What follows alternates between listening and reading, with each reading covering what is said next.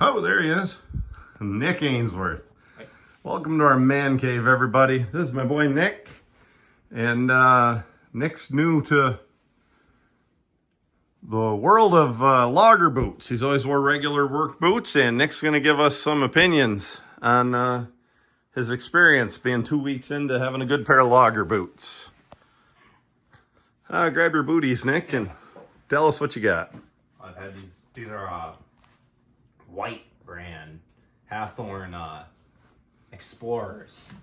Had them about 2 weeks. I seem to like them. They are a lot different from the sneaker boot or the work boot or even the muck boot. Yeah. They got a lot of good support. They feel good. Make you feel almost taller. Well, you're 6'3". How much taller you need to be? A couple more feet. Yeah. So Nick's gonna lace them up. Nick's gonna show us the logger knot. Oh yeah, they're not terribly uncomfortable. They're feel not good. terribly uncomfortable. That ain't good. No, it's fine. Are they uncomfortable at all? We better do something if they are. Only when you're not used to them. Then once you get used to them, they are. They're getting broke in. Yes. Gotcha. Yes. So Nick laces up his boots like normal. Hooks them, I should say. Now, if we were doing this right, Nick is just like me. He's got skinny calves. If we were doing this right, we'd call up and spend a fortune and get brand new boots made to Nick's specific measurements, and they wouldn't come so close together on the top. But what'd we do? We bought these on eBay, didn't we, for less than half price, and they were brand new. Good deal. Steel-toed too, weren't they? Yeah. You like that? Oh yeah. I don't, but you get stepped on by horses more than I do.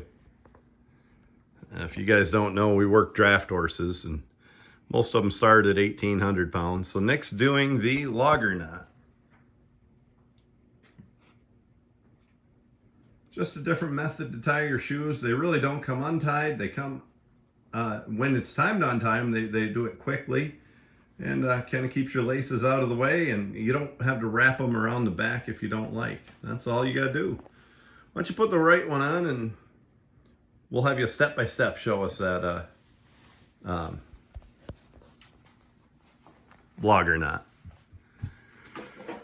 Oh, Yeah. do you want to tell us some stories while you're doing that? Can't think of anything at the moment. Oh, yeah? Oh yeah. Didn't you do anything fun over the weekend? Don't you have any wild stories about having wild times? You didn't get back till late. You must have had some kind of fun.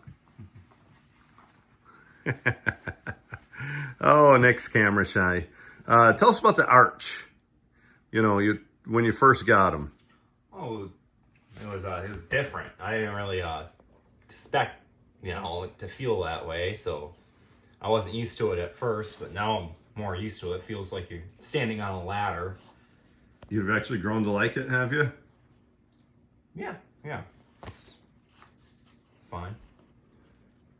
Yep. So Nick just hooks his boots the way we always do. Simple as that. Yipper.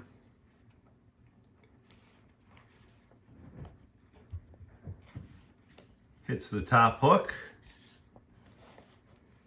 And he makes a bow. I don't know if I'm showing this clear. He makes a bow. And he tucks that bow right through the eyelet on top. And this works for Nick because he's got nylon laces that are a little smaller. Yeah. Yeah, that's better. And he does this on each side. If you have bigger eyelets, it really takes like no time at all to do. But standard boots come with small eyelets, and it's a pain. Maybe someday we'll get some custom boots and we'll get some bigger eyelets on there. So, move your hand, let me show. Right there is the first step. Make a bow and stick it through the eyelet, and then put your fingers through that bow and grab the extra tail from each side. And then you pull the bunny ears tight. That's it. That's your logger's knot, and that won't come untied. Now, some people don't do it in a bow fashion. Some people just pull that all the way through into a knot, but I found that that doesn't come untied, and it works real well. Well, stand up and show us a little your impressions there. Ooh, you're too tall. I can't see you. There he's walking. Yeah. Feel better. Yeah. You like being on your toes a little bit more the way the logger boots give you instead of on your heel. I think there's a big advantage to standing on your toes. Well, I'll tell you what, we'll continue this video, and I'll give you the review of mine after like 2-3 weeks and how they're holding up. Yeah. All right, well, we're going to talk about my experience with logger boots. I've learned quite a bit about them. I've studied. If you've watched previous video, I've wore logger boots for, almost 30 years, over 25 years. I always wore the cheapest you could get. I never took particularly good care of them. And they worked for me, and then, I don't know, about 10 years ago, I just kind of quit wearing them. I started wearing about anything, little 6-inch Irish setters that aren't made for logging. I really never had much issue. They were good boots. But I hurt my ankle pretty bad in the woods. Hurt both ankles within 20 minutes of each other. I'd never had an ankle injury, and I thought I had to get my logger boots back out again, and I did. And have been happy I did. I'm telling you, if I don't wear them, even for an hour, I might put my rubber boots on, muck boots, to go outside and do a little something in horses for an hour, hour and a half out in the barn. I come back and that ankle's aching. I lace up my boots, 10-inch boots, and I'm feeling good again. I've always been a believer in getting yourself up on your toes a little bit. Whether you're an athlete, get up forward on your toes, or you're walking on ice. They always tell you to, lean forward and walk on your toes. You're a lot less likely to slip. My horses, this is a style shoe I run, and we roll this heel cork right up flat, but we roll that heel so the horse is up on his toe a little bit. I find my horses are a lot less clumsy and more nimble and generally more comfortable wearing a shoe like this. So it's only natural that that I wear a shoe like that. So I found these boots on eBay, brand new in the box. I don't think they'd ever been on feet. They're almost my size. I have an oddball foot size. They are a 13D width. And that's another thing that drives me nuts about shoes nowadays is you can't get a narrow width if you go to a shoe store, unless you custom order them. And I've been into shoe stores where everything in there is E and double E and triple E and not even a single D width. And I really don't even think most people have a foot that wide. They just feel all that room and mistake that for comfort. And hey, depending on what your job is and your lifestyle is, maybe that works, but I want a boot to fit. These 13Ds, and I wear a 13B Bravo, and these are a D Delta. They fit me as well as a 13B in other companies. They're nice and trim, and I like that. They're really trimmed through here. I feel pretty nimble if I'm going to jump up on a log, as nimble as I get, jeez. But if I'm going to jump up on a log or, walk behind a team of horses skidding logs or walk up a hill cutting timber or something like that. So I like the heel. It doesn't have to be ridiculous. And I think this is, the boots I ordered or bought from eBay are a white Hawthorne Tracker. And you can find these right on their website. They list for about $210. I paid less than half of that. Just kind of watching eBay is what I did. I think some of their logger boots have a little bigger heel stack, a little more pieces of leather in there to get you up a little higher. But this is fine for me, just like my horses. This is fine for them. They do make shoes. They do make horseshoes with a lot bigger heel cork, and they do make logger boots with a lot bigger heel. So, but I find moderation is pretty good, you know, somewhere in the middle I like. They say if you're walking with a heel on your boot, you know, especially if you're doing a lot of outdoor work and rough terrain, stuff like that, kind of aligns everything better. Leans you forward a little bit, puts your shoulders back. Just in general, puts you in a better posture and can alleviate some knee and back pain. So, yeah, I was impressed with these White's Hathorns right out of the box. Made a couple modifications, and I'm dealing with a couple issues as well. But I didn't find them that bad to break in, but, you know, maybe it's not a big issue for me. So the White's tracker, now I think Nick's were different, his Explorers, but my trackers came with a styrofoam insole, you know. And I needed to take up a little more room. As I said, I wear a 13B, and these are 13D. So I went next door to my Amish neighbor, who's a harness maker, and I can't tell you anything about this leather. It's harness leather. It's what we make horse harnesses and lines and bridles out of for, you know, the big draft horses that we run. And he traced my foot, and he made me these. And, you know, for next to nothing, he made them out of scrap leather that he couldn't quite get a harness part out of. And what's made a nice difference. And you can see, I've only worn them a couple days like this. You can already start to see a footprint forming in there.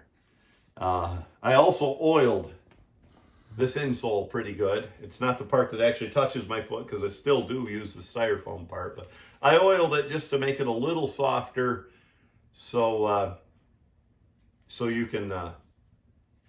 so it'll form to my foot better. And I oiled the whole boot pretty good, probably even a couple times since I've owned them in 3 weeks, just to make everything flexible and break in a little better. Now, you can't see inside right about there, right behind that white lug. I have a nail sticking out, just a little bit of a nail. My neighbor's a cobbler. I think I can get him to fix that. It really doesn't bother me at all, especially with didn't bother me before, but now that I have the leather insole, you can see it right there. And so they kind of overcame that. And from what I've read, that's fairly common. You know, they a lot of nails and handwork in the construction of these. These are a Goodyear welted platform, which means it's the way they sew the upper to the sole. And I believe it's not a 360 degree because it ends right here, and around the back they actually nail it on more. It becomes pretty waterproof. It's also why they're the cheapest Hathorn makes. Like I said, these are like $410 on their website. You start moving up to some of their smoke jumpers and other model boots, you're going up to $700 pretty quickly because it's so much more, at least $650. So much more work to do the actual stitch down. And I'm going to insert a couple pictures here that I actually stole from another guy who does YouTube videos. I don't think he'll mind with our Rinky Dink channel. But and I'll show you the actual difference between Goodyear welted and stitch down. Stitch down is a hand process. And they roll this leather under and literally stitch it down to the sole. Goodyear welded is a kind of a one-piece deal where they flatten it out sideways. So the one issue I've had with these boots, these are a lace to toe. The tongue rolled down here a little bit, and I keep that tongue up real high. I'm happy with the way that tongue sits. But it rolled on me a little bit underneath, and I tell you, it was causing a little sore on the top of my foot. I'm trying to overcome that by the most primitive method known to man. I flattened it out with my hand, and I put a little bit of duct tape on there. I did the same thing on the bottom, and it was kind of working, but you see it's starting to form again. Somebody told me I should send them back to White's. They made the tongue a little too big or something like that. I'll talk to somebody maybe from White's if they'll talk to me and see how that is, if that's the case. But I think I'm getting by with my homemade fix here. So good logger boots will come with a false tongue, a kiltie some people call it. It looks groovy, but the main purpose of that is to add a little extra protection up through here where the laces go. We're going to put this false tongue in here. I'm going to show you how to lace and tie logger boots. So you start just like any boot on the bottom. And what I've done with these lace to toe, because I have a wrinkle in there, I start just like any boot on the bottom. Oh, I can tip that a little for you, Nick. Sorry. There you go. The way you'd lace anything, get that kiltie in place a little better. From here, I lace over the top and come down. This is not for eye appeal. Obviously, if you looked around our man cave here, we don't do a lot for eye appeal. We're not flashy. It serves a function, and I'll show you. And I'm not the only one on the internet who shows this, so.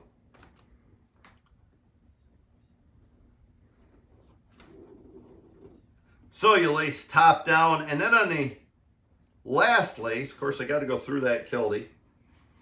Actually, I think I'm going to go through the kiltie this direction, try to center it a little better.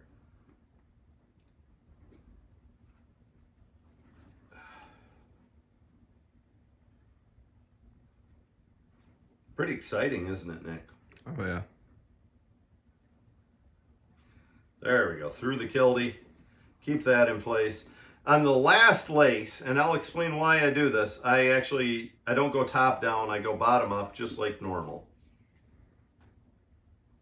And I'll explain why I did that on the bottom lace also. So that's how I start to lace them. Just like you normally would on the bottom lace with the kiltie. And then bottom up like you normally would. The next few I go top down, and the top eyelet I go bottom up. Now from there, and we'll address my pant legs later, I like to tuck them in. From there, I make sure the tongue is in place, and like I said, I'm having issues here, so I make sure that's pulled up.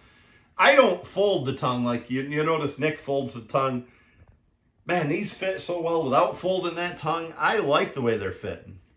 Anyway, I want that a little loose right here, so I'm not going to pull that very tight because, like I said, I'm trying to break it in a little. But here you go. The next two I've got pulled tight. And you notice when I let go, I can pull them real tight. I let go, they stay tight. That's why I go top down. And the top one I go bottom up so I can loosen them a little easier. Because if I did all the laces top down, they would all stay tight. So I'll show you the logger knot just like Nick did. And I know you can do the fancy grab two laces at a time. I never do. Boom, boom, boom. Got them laced. Make a bunny ear. Oh, here's another modification I did too. Took them to my Amish neighbor, who is a cobbler, kind of a backyard cobbler, but he's a cobbler, and he's a highly skilled man. And we put a bigger eyelet in here so I can tie my logger's knot. I learned that back in 1993, and I've used it most of the time since. But I put a bigger eyelet on top so I could tie the logger knot. So bunny ear goes through the hole both times. You reach right through the stupid bunny's ear, and you grab another part of his tail, I suppose, and you pull it through, and you turn his tail right into an ear. There you go. You got a logger knot. And when it comes time to untie, and that'll stay tied, and it'll stay tight, and it'll stay tied. I ought to cut about 6 inches off these laces, but it really doesn't get snagged on anything. It works well throughout the day. When it's end of the day, time to untie them, boom, you're untied.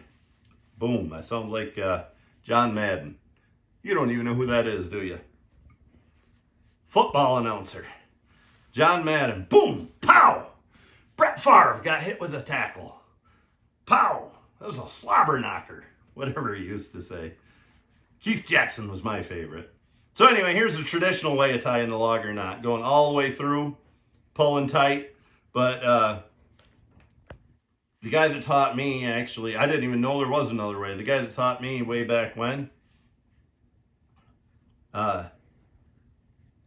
made a bow out of it, just like I tie a miller's knot out in the barn when I'm tying feed.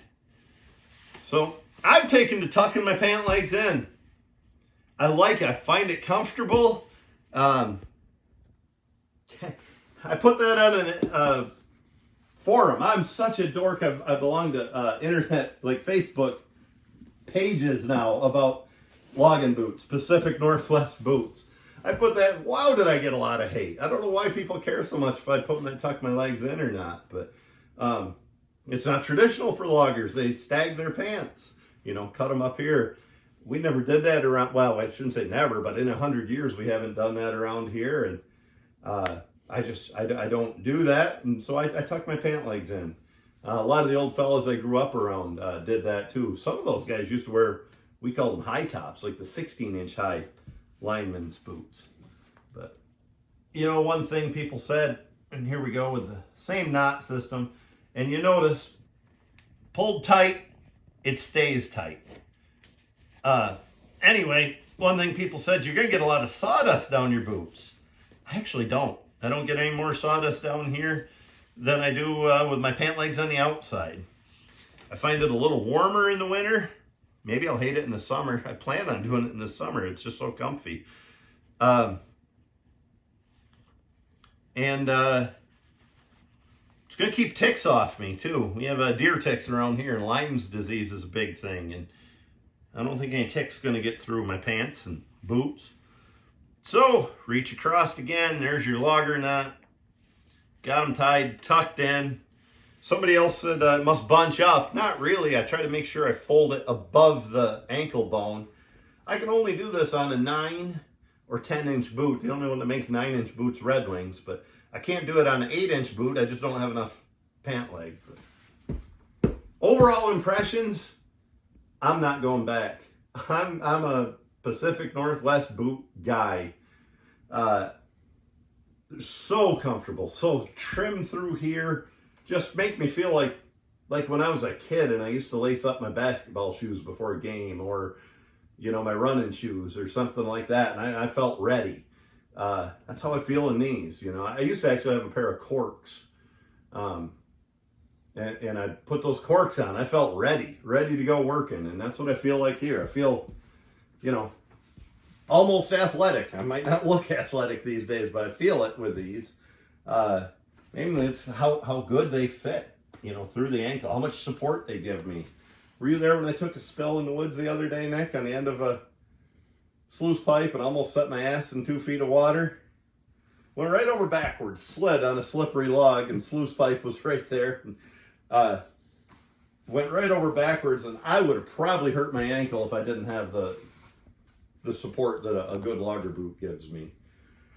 But yeah, I'm sold on these, and I'll tell you, if this is the step down in the whites lineup, I can't wait to someday maybe try a stitch down model and see how much more comfort that might give me, because these are just incredible. And if the stitch down model offers more, then I'm all for it. I really didn't find break-in to be that bad, and I'm 3 weeks into these boots, but I find them to be holding up extremely well. And I'm also pretty fond of them, so I've been taking care of them pretty well, cleaning the mud off, oiling them when I need to, that kind of thing. But, well, we're probably going to follow this up some more someday with another follow-up. Maybe even we'll get lucky and come across a real good pair of stitch down smoke jumpers or something like that on eBay for cheap, and buy them and try them out. But that's what we got for now. What do you think, Nick? Is it time to cut and skid some timber, or are we pretty happy just sitting here goofing off like this? All right, everybody, be safe out there. We love you.